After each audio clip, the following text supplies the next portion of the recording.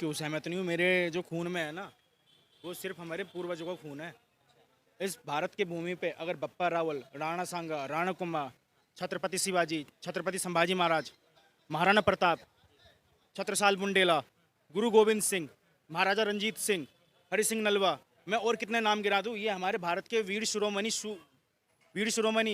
ये लगा लो सशस्त्र, साहसी, निडर वो थे जिन्होंने मुगलों को खदेड़ खदेड़ के उनके छाती पे चढ़ के मारा।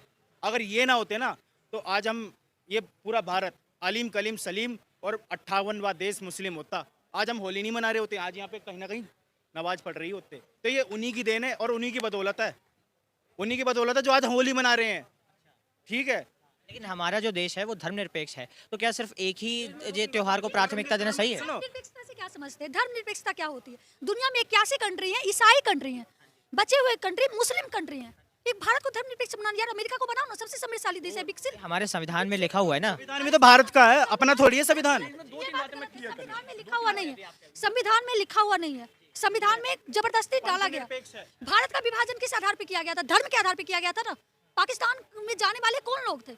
अगर भारत हिंदुओं को दिया गया तो हिंदू भारत में भी अगर हम हिंदुओं के मतलब जो मान बिंदु है, अगर हम उसकी सुरक्षा नहीं दे सकते तो हिंदू भारत से भाग के कहाँ जाएगा? दुनिया में कौन सा देश उसको संरक्षण देगा? ईसाई देगा? नहीं ना। मुस्लिम देगा? नहीं ना।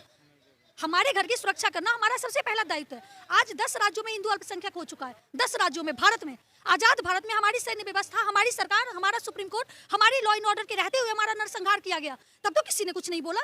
दुनिया के मानवाधिकार चू शब्द नहीं आ रहे। बांग्लादेश में मारा जा रहा है ना हिंदुओं को, कितने मानवाधिकार वाले बोल रहे हैं?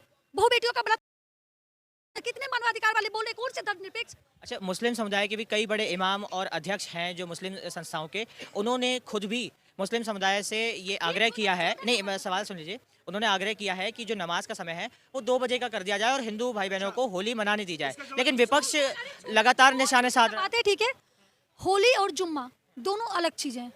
अगर होली हमें शांति से हम शांति से होली मना रहे हैं, उसमें अगर तुम जबरदस्ती डिस्टर्ब कर, जैसे कुंभ को लेके सारे मुस्लिम रो रहे थे, कुंभ में उनकी कितनी आस्था थी? क्या वो गंगा को माँ मानते हैं?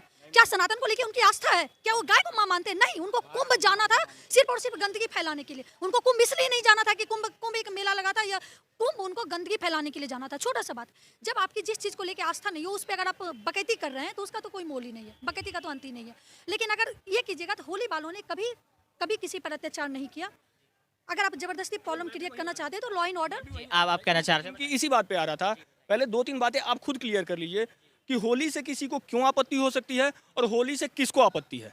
उस व्यक्ति को टारगेट कीजिए जिसको होली से आपत्ति है। मैं एक हिंदू के नाते आश्वासन देता हूं कि होली से किसी को कोई आपत्ति नहीं होगी, सब हमारे साथ मिलकर खेल सकते हैं।